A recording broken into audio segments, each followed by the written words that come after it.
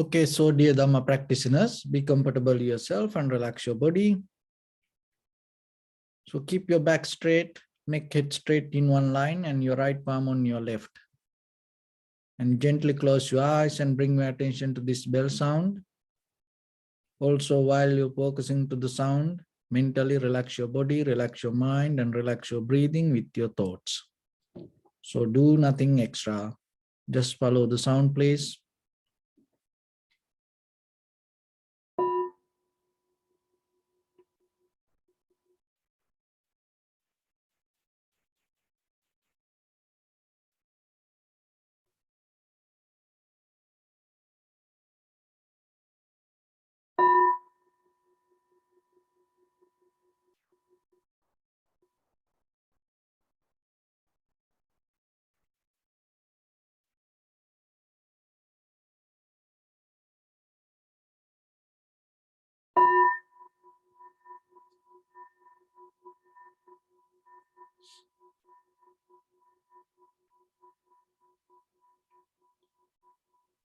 Namo tassa bhagavato arahato samma sambuddhassa.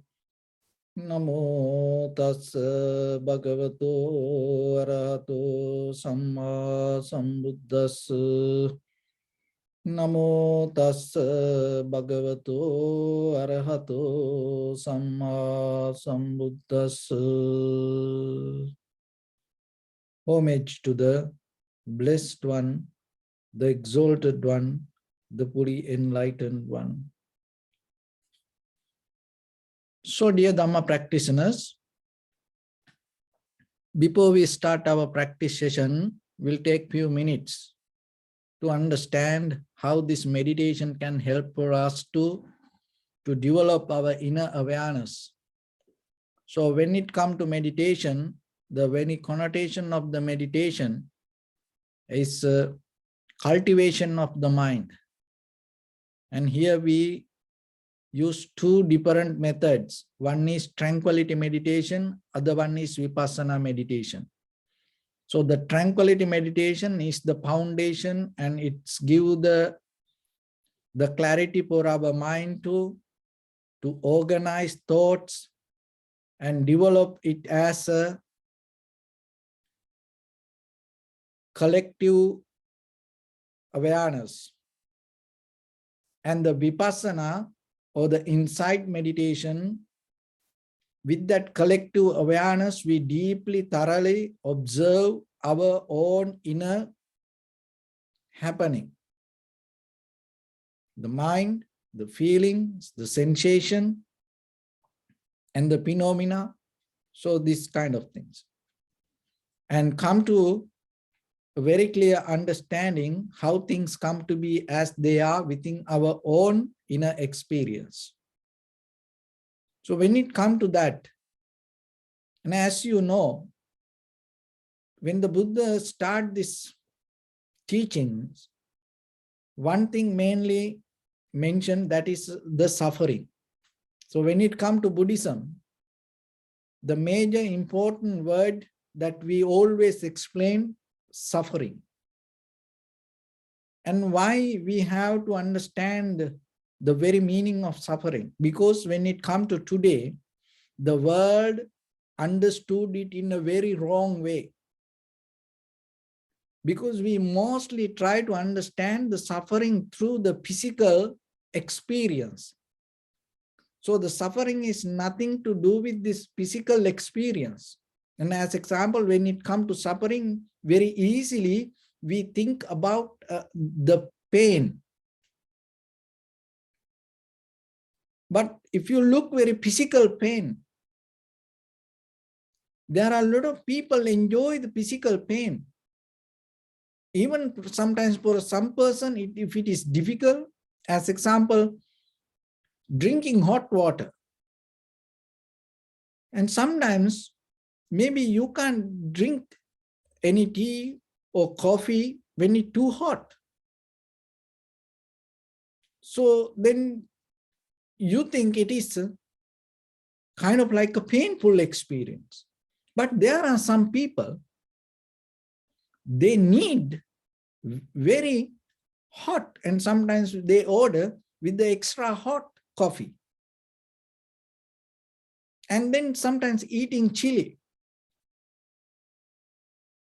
And people want to feel, sometimes they want to feel very hot. And sometimes you may experience that people go to eat sushi. And sometimes people like to experience the wasabi, the burning process, and they enjoy it. Maybe some people cannot handle, but look, that very physical pain, how people enjoy.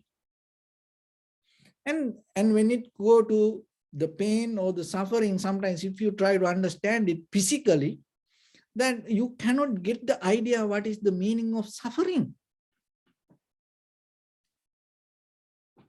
And sometimes even the very extreme, the physical pain, some people enjoy that.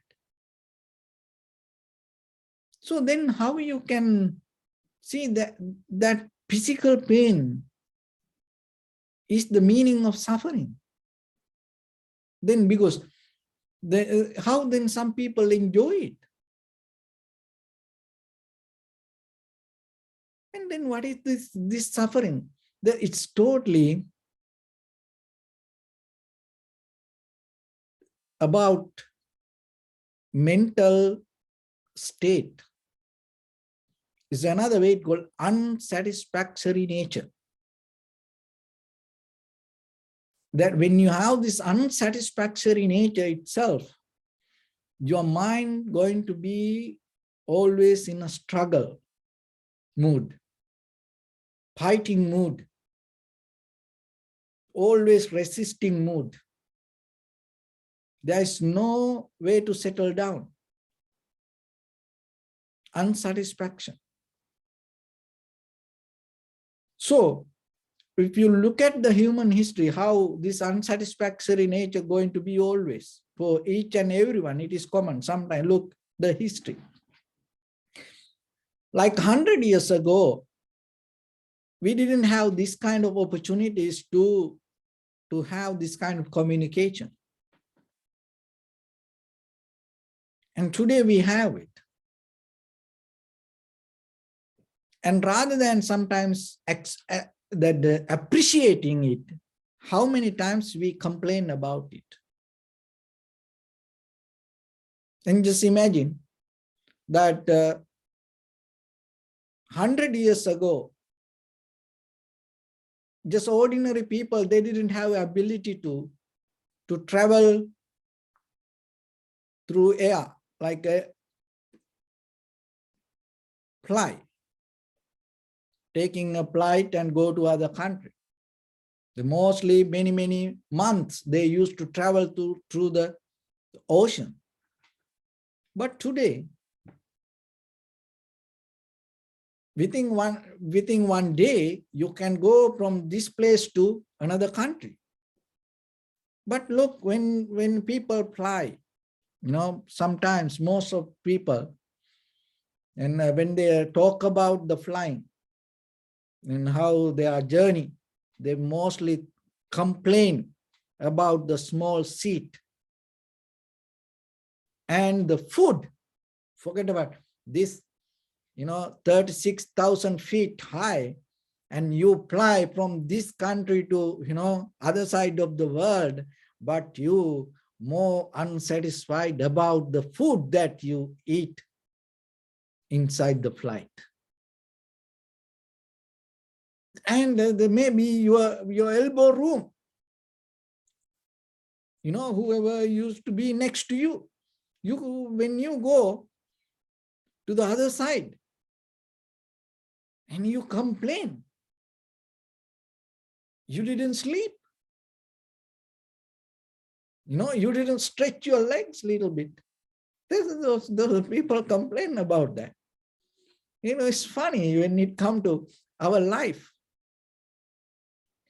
Why we don't see the journey that already we came through this timeline and how successful we are today. But we don't see that. See, unsatisfactory mind. That is what makes us suffering. So then you have to look into yourself. Look yourself, you have this eye, ear, nose, tongue, body, these hands, legs, and how many, times you made mistakes when you drive and took the wrong turn. But still today you are survived. How many times you went through here and there, and so you saw many difficulties around you, but still you survive. But you don't see from birth to today, the journey that you came, how difficult it was, how risk that you had, but still you don't care about it. You always complain about something. Always the mind interfere with the unsatisfactory nature. Mind is very magnet to get unsatisfaction. That is what makes us suffering. So it's nothing to do with this physical condition. Of course, as a result of that mental unbalance, all the physical and the material things can go with that unbalance. You will never, just imagine, if the mind is not balanced, how you can find the balance with the material things? It's not going to happen. Then everything going to become a mess. So through the meditation, it brings to balance inside your mind. And then it slowly start to settle down with your own inhalation, exhalation, with your own body. So in that level, the mind slowly get out of this unsatisfactory nature. That once you get out of that, it develops a deeper contentment within yourself, with the moment. So that is the first thing that you need to get into that balance. And maybe out of that, you may gain a lot of physical benefits. And out of that, maybe you start to enjoy your environment. But more than all, this kind of benefits, it will allow you to slowly, deeply recognize the very behavior of the mind, the very behavior of the life. So that understanding will take you to a better place to see regarding yourself and regarding the life. Then your point of view going to change. Once your point of view change, the way you accept things, the way you react, going to change. So that's how this meditation can help for us. It's one way. And this unsatisfactory mind, I'll give another example, how you can find this and how you make this unsatisfactory mind that in day to day, what is the behavior. So the unsatisfactory mind always moving. It always need to interfere with something, look for something. So just imagine you sitting on your couch, very nice weather, just everything good. And then the mind start to have that unsatisfaction. Then you see the refrigerator. Okay, so then you start to come to a point. It is your own refrigerator. Every day, maybe many times for a day, you open it. You are the one who went to market and you are the one who bought and put things inside that. It's maybe no one around you. Okay? So only maybe you and your children, your husband, wife, family live there. And even last night, the morning, afternoon, evening, you open it, you knew that. But now you're sitting. And then you think, what is inside that refrigerator? I want to see, open. And you open it. And then you start to look, what I can eat. And you grab something, and then you sit on the couch and then, oh, let's watch the TV. And you put and then you go with the channel one by one, changing. And now it's you open it. And then the cell phone is next to you. Oh, let's talk to somebody, and maybe text somebody. Hey, how are you doing? And then let's talk to somebody, and you pick a number and, hey, how are you doing? So what's going on? So like that. See, the unrest mind always have a nature to interfere with something. That create the boiling nature inside. Then we inside always boiling. That is what itself called suffering. Because we can't settle down. We always into something. Remember, the mind is like a society. That's why you can't get into kind of like an idea, oh, this is mind. You can't get into a shape. So the mind is like a society, like a gang. So when one thing happens, something else start to come into it. How the gangsters work. So that's kind of like when the greed come, when the desire arise, the greed come, hatred come, jealousy come, this all together interconnect and work.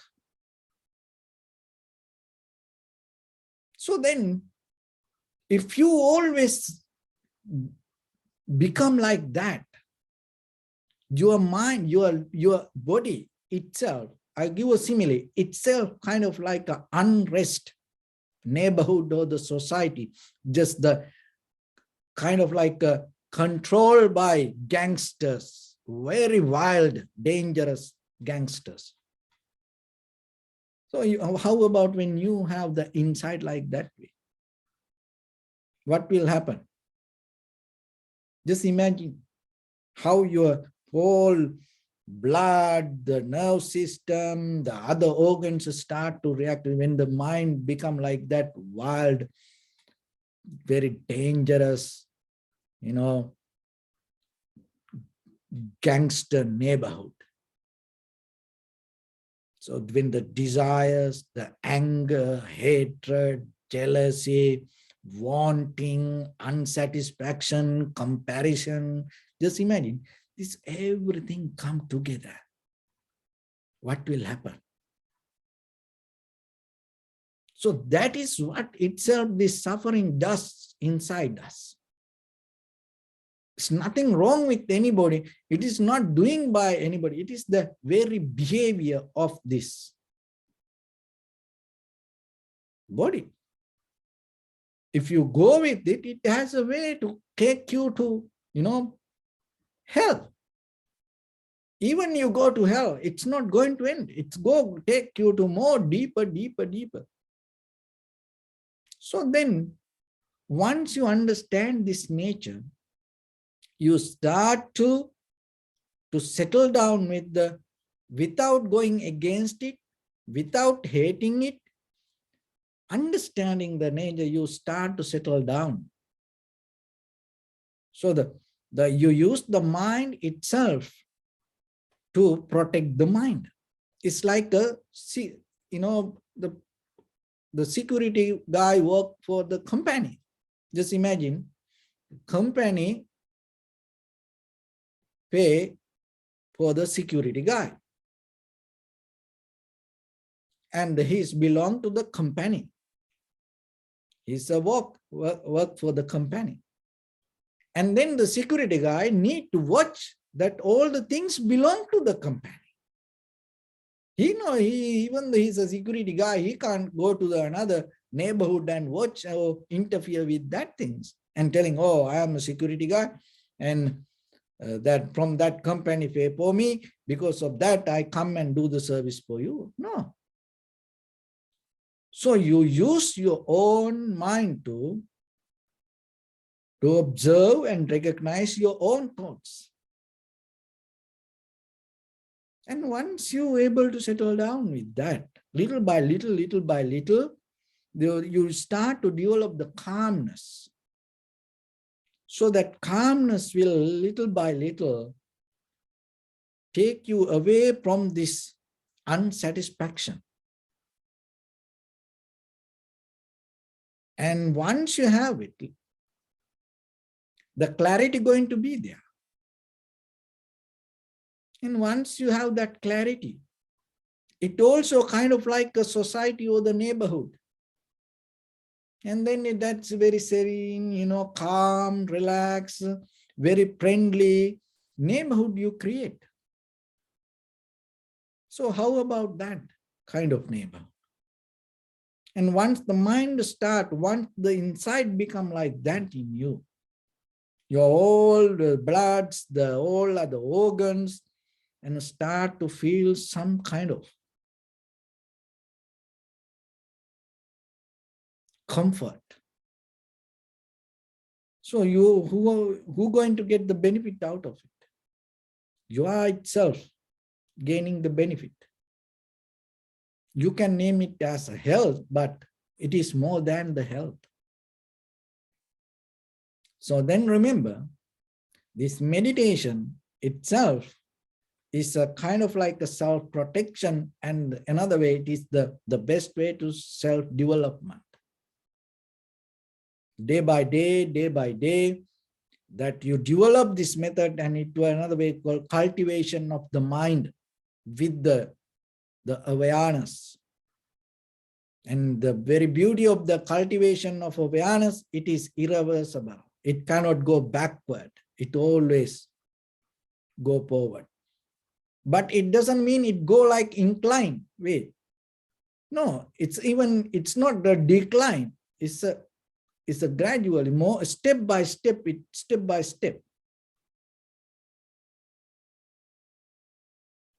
Go, but it never going to go down. It always take you up, but it is not from 0 to 100 without going down. No, it takes time.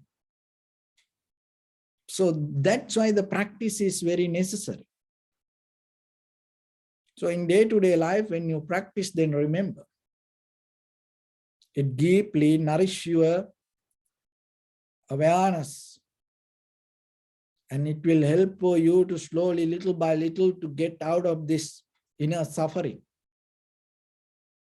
So once you develop that, cultivate that, the mind start to get into the flow of that wisdom or the understanding or the recognition. And that recognition itself take you to deeper, settle down inside you, and then itself, once it become your own life, your recognition, your understanding, no separation with your life. So then it's all become one. That oneness always bring the newness to you day by day, because you always see things change. And according to that change, your mind capable to make action exactly the way suitable for the moment. And it's kind of like another way you able to react appropriately. Once your mind have that, you feel the rest and you gain the ease, and other people feel the comfort. So that is the behavior you have to develop. So, and at the same time, when I'll give a little technique for you when you practice yourself. So let's first go with the body. So when you eat, so you should not eat until you feel so tired. And you have to stop eating, keeping little space inside you, and not to eat till vomit. And you have to stop eating till little bit you have the desire to eat. That is where you have to stop. So same like when it comes to meditation, every day when you practice meditation, don't practice till end, till you get tired. Stop meditation little bit before you end the meditation. It's kind of like once you get out of the meditation, you feel it's still kind of like you want to practice meditation. So then you don't get out of that, the give up idea. Because just imagine you practice one day, and then that day maybe you sit for 5 minutes, and then after 5 minutes you think, oh, I want to go for another 1 minute, another 1 minute, and then maybe you go for 7 minutes, but you get tired. And then by the time, maybe for the moment you feel okay, but by the time that tiredness start to develop in you. So always keep that, the lightness, the comfort, want to do the moment in you. And how you can get that? And stop meditation little bit before you end your session, when you practice yourself. And then by the time, just imagine, you practice now for 7 days like that. And when it comes to 8th day, and you feel more comfortable, relaxed, and your awareness more sharp, clear, and that day, you can double the time. Maybe you used to practice 5 minutes. So one day you push the limit to 10 minutes. And then again, you come back and start to practice 6 minutes. And always you keep the desire, you want to practice meditation. And another way, if you go to gym, the same thing. How these bodybuilders, they build the body. So I give the physical example. How they become kind of like this Mr. Olympia, Mr. World. So this kind of the heavyweight bodybuilders. They don't every day, lift heavy. They don't do that. They go and practice with the very little weight. And every day they stop. When the body feels good, they don't get tired. And then after maybe few days, one day, they go heavy. And they go to the failure. They get tired. But after that, they get the rest. And then again, maybe 1 week, 10 days, they go with a very slow, lightweight. And by the time what happens, the body starts to become strong and heavy. So like that, the same thing with the mind. When you come to the mental practice, remember, it's may person to person different a little bit, but when it comes to the very behavior of the mind, we all have the same kind of nature. That's why this method works for everybody. So then yourself, understand when the mind unrest. Don't interfere with things. That means When you feel to open the refrigerator, don't do it because you know it's unrest. When you want to send a text, when you want to go to Facebook, when you want to watch TV, if there is no reason, knowingly just hold it for a moment and allow it to settle down. So that is one technique at home you can practice. Another one is when you sit for meditation and don't practice every day until you get tired. Keep the joy still and get out of the meditation and before you get tired about the meditation. Keep a little space empty. And then by the time one day you feel, then you go to the failure. That's mean you go and maybe your body, your muscles, that your posture, you're sweating, but still you keep the posture, you keep the awareness. Maybe that day from 5 minutes to you go to 15 minutes, but don't do it every day. Once a while. So like that, this practice you can apply, and by the time out of this all, one thing you have to understand, the suffering doesn't mean this physical suffering. So don't focus to that. It's deeply the behavior of our point of view regarding the way we understand the life. So with that, let's get into practice a little bit now. So your right palm on your left, neck head straight in one line, and be comfortable with your posture. Bring attention to your body and scan head to toes yourself and say, Sopat Peva, or may I be well and happy 3 times.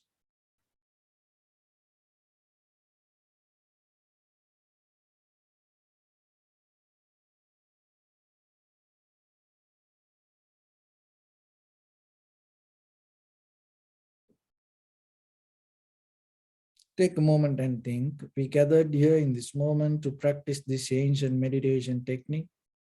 All the Buddhas, all the enlightened masters followed this path and achieved wisdom. So we also gathered here to accumulate that knowledge. In this moment with this sitting, may my body become more comfortable. May my breath be more smooth. May no difficulties come to me. May all the success come to me. Also think for a moment. This is the last moment we're spending in this very lifetime. And detach your mind from all your past memories and as well as any kind of future thoughts. Just try to remain in the present moment, observing the sensation of your inhalations and exhalations. So in the beginning, deeply and gently, breathe out 3 times, please, and find the sensation.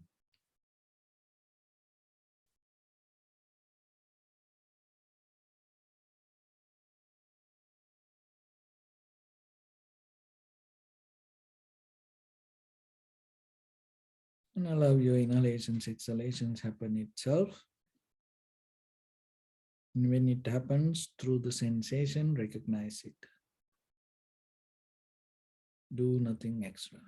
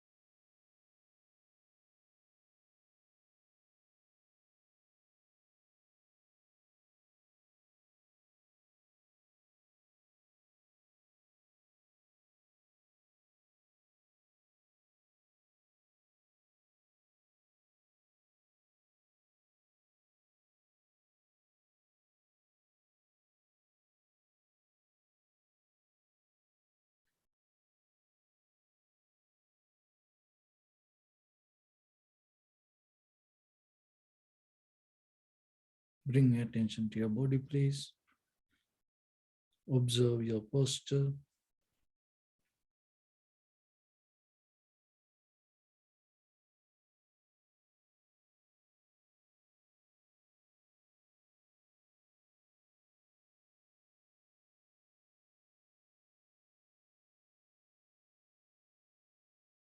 We cultivate loving kindness and compassion in our heart and radiate it as a light through entire your compound, village, city, state, country, world, around this universe.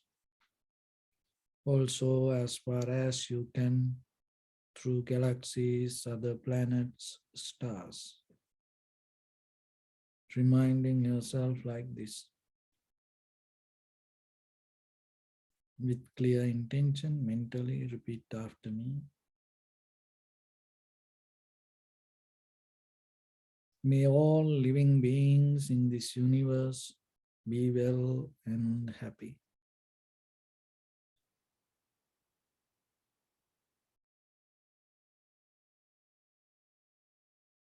May everyone be happy and safe, and may their hearts be filled with joy.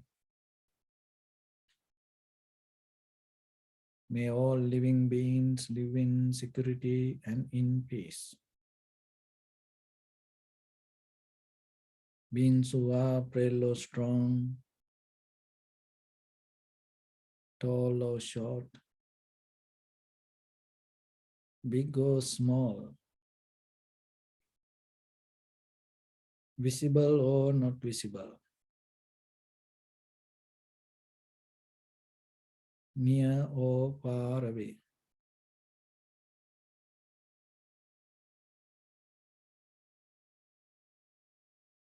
Already born or yet to be born.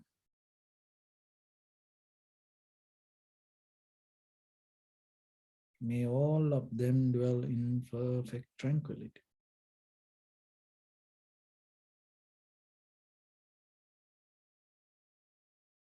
Let no one do harm to anyone.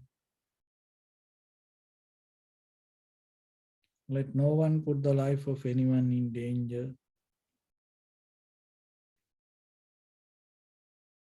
Let no one out of anger or ill will wish anyone any harm.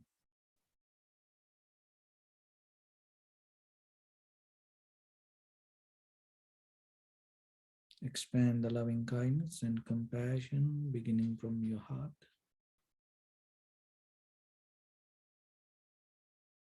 Forward, visualize yourself and send it as a light.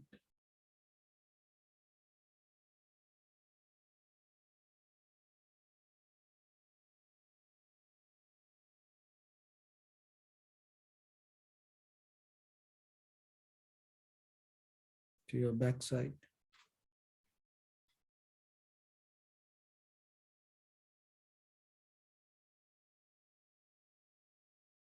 to your left side,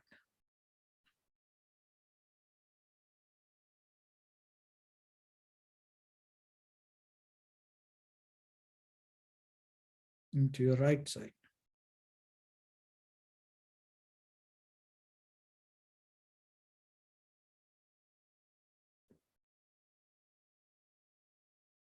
downward,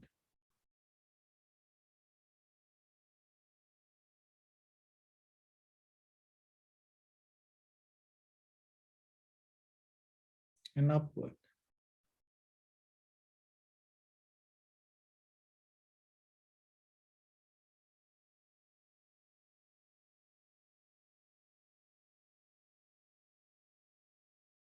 To all six directions at once, like the moon, the sun, spread the light, spread the energy, without any condition, without any limitation, without any resistance or without any judgment. Let your heart to shine with the loving kindness and compassion from the bottom of it with the maximum effort to the highest. wishing yourselves, may all living beings in this universe be well and happy.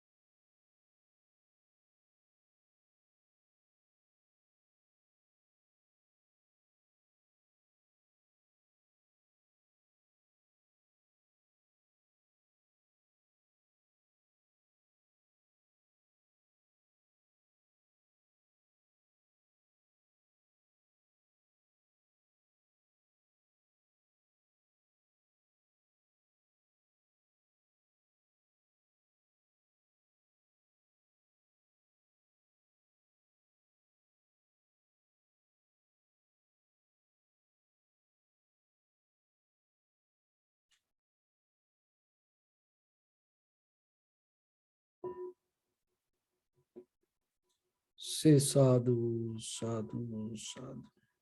So first of all, we offer this practice to the great qualities of the Buddha, Dhamma and the Sangha.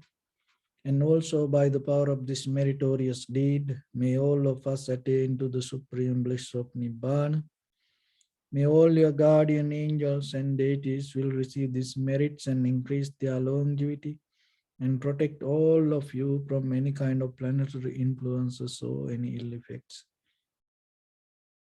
Ittavata chami sampadam punya sampadam sabbe deva anumodantu sabba sampatti siddhya sabbe bhuta anumodantu sabba sampatti siddhya sabbe satta anumodantu sabba sampatti siddhya Imaya Dhamma Nudhamma Patipattiya Buddhang Pujemi Dhammang Pujemi Sanghang Pujemi Addaya Imaya Patipattiya Jati Jara Vyadi Maranam Ha Paribunjisami Idamme Punya Kammang Asavakkaya Vahang Hotu Sabba Dukkha Pamunchatu. Bless you.